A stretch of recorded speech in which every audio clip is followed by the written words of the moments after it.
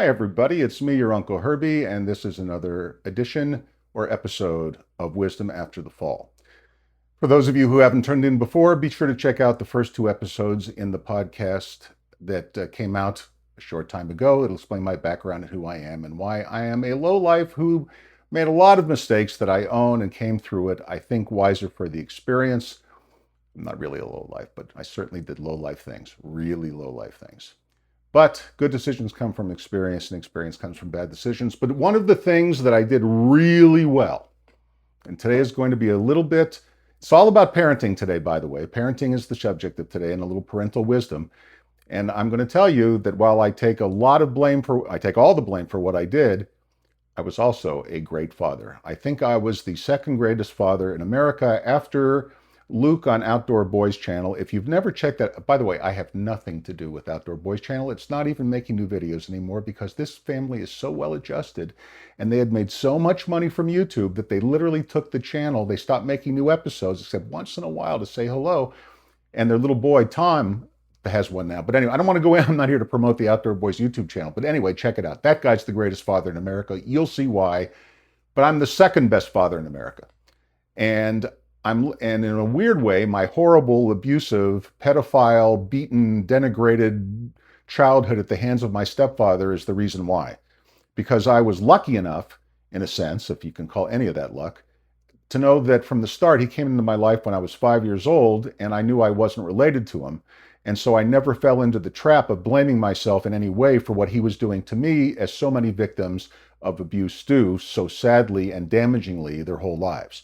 I, on the other hand, knew I wasn't related to that monster. I hated him from the start. I'm not going to go down that rabbit hole today at all. But I will tell you that as I became an adult and had children, I would often think to myself when I would come to one of those crossroads in parenting that we all come to, and we're thinking, should I let them or shouldn't I let them, or should we do this or should we do that? I would think to myself, and this is very true, what would my stepfather and mother have done? And I would do exactly the opposite, and it worked out great.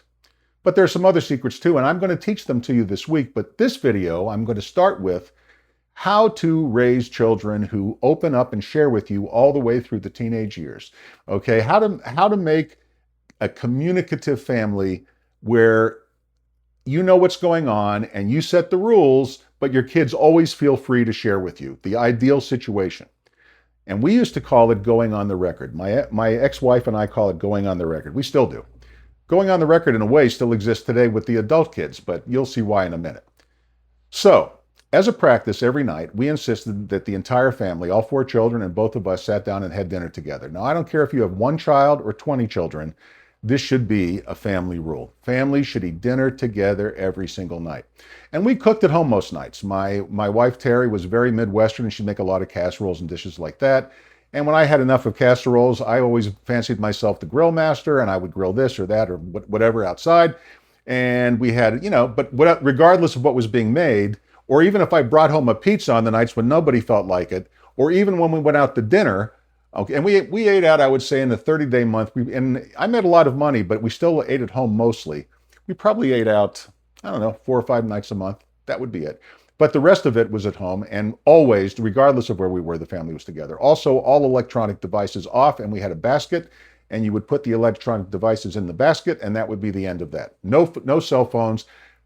As a digression, nothing catches my attention in a more negative way than being in a restaurant and watching a family all looking at their phones around a table and not at each other.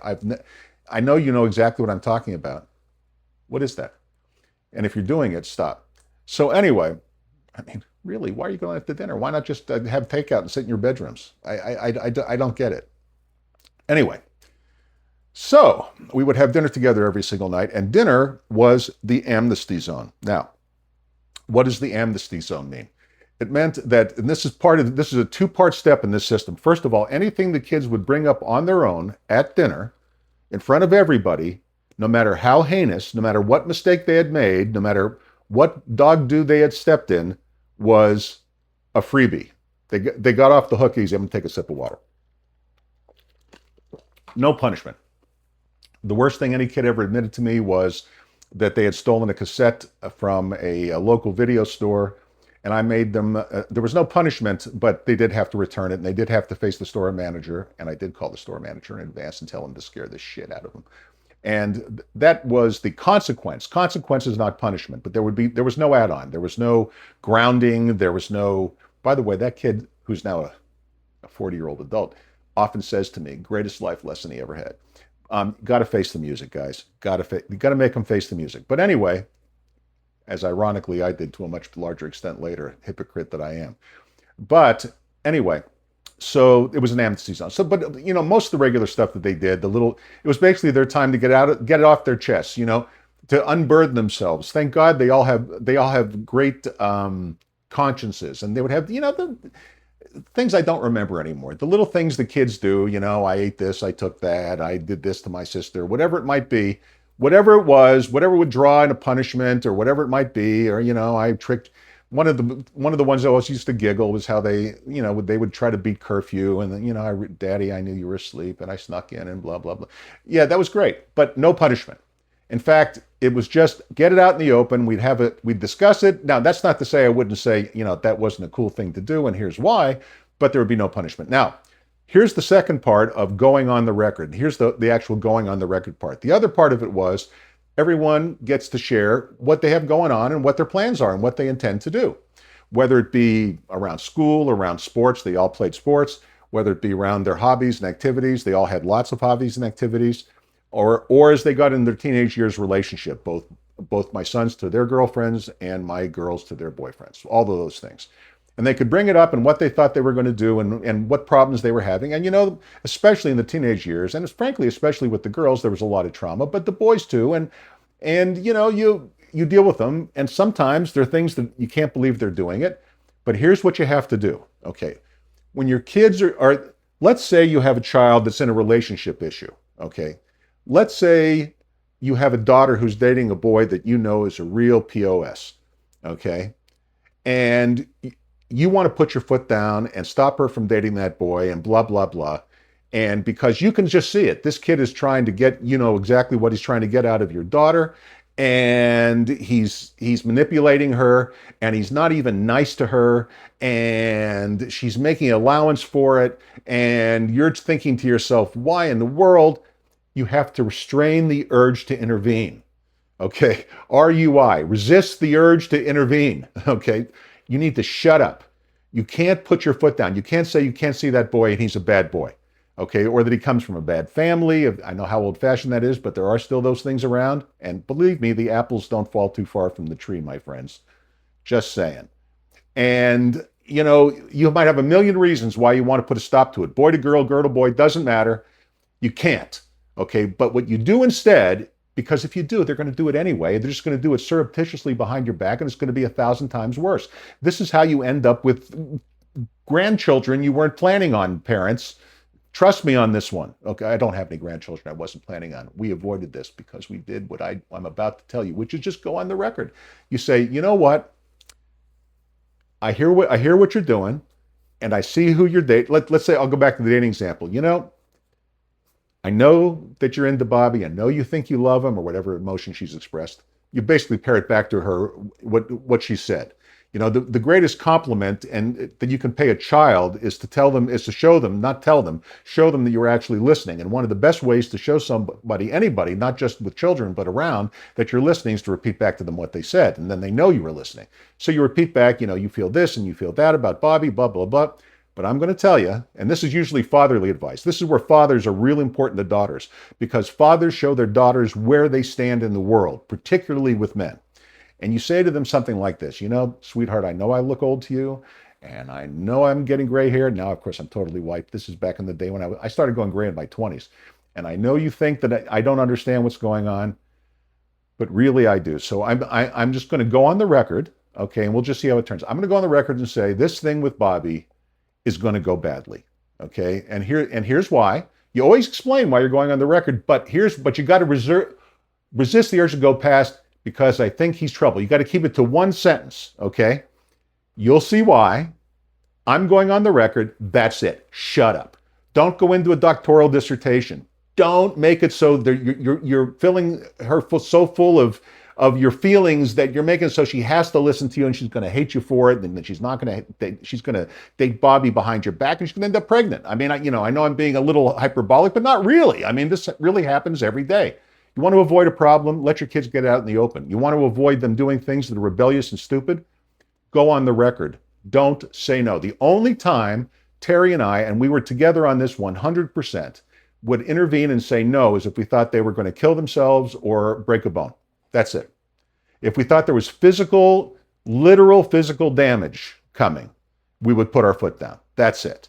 Okay? Or, God forbid, death. Like driving with someone who we knew was abusing alcohol as a kid, and we're not going to let them get in the car with them. That kind of thing. Where you knew that, my kids went to Catholic school. There's a lot of drinking going on. Some stereotypes are correct. And when I knew a kid had a problem and came from a problem family with alcoholic parents who I would know socially, my kids didn't ride in that car when that kid was driving. That's the kind of thing you put your foot down on. Okay? But you don't put it down when they're just going to get hurt or cry, because that hurt and cry is so important. It is important to experience consequences. And you're accomplishing two things by not forbidding it. Number one, you're telling them that you trust them. And number two, you're telling them that you understand when they come back to you crying. Okay, so you need to give them the room. Resist the urge to intervene and just go on the record. And that's my advice for you today. Thank you very, very much for joining me. It's been a pleasure as always. I will catch you next time with another. I'm going to stick with parenting and family. And my next video, I'm going to talk about second families. I'm going to talk about, we had the world's, by the way, we really did. We had what I will claim to be the world's most successful second family, where children were present. I was the single parent. It was a little different, but I was the single parent when I married Terry. And then we had more children. And how do we handle that, and the dynamics and all the things that typically break up second marriages or end up being miseries for the people involved? I'm going to show you how to avoid all of that, because we've actually done it. Have a beautiful day. I'll talk to you next time, and peace out. This is your uncle. Oh, I always forget. Like, subscribe, share, all that stuff. You got to do that stuff. Also, forgot the commercial message. Listen, if you want to pick up my book, A Radical Reset, where I share with you a system called anti-politism, I'm not going to go into it today. It's democracy the way the Greeks practiced it. It's not a Democrat or Republican thing or anything else. Just a lot of ideas that I have that I think you'll enjoy. It's $2.99 on Amazon. No one's trying to get rich doing this. Or you can go on Patreon or buy me a coffee and make a teeny little commitment to help back the show on a regular basis. And in return for that, I'll send you a copy for free. Also, I'm about to publish my first novel that I wrote. It's not my, well, it is my first novel, although I wrote 12 novels. I'm going to publish them all in succession over the next year or so. This first one coming out is called A Grand Master. I think you'll really, really enjoy it.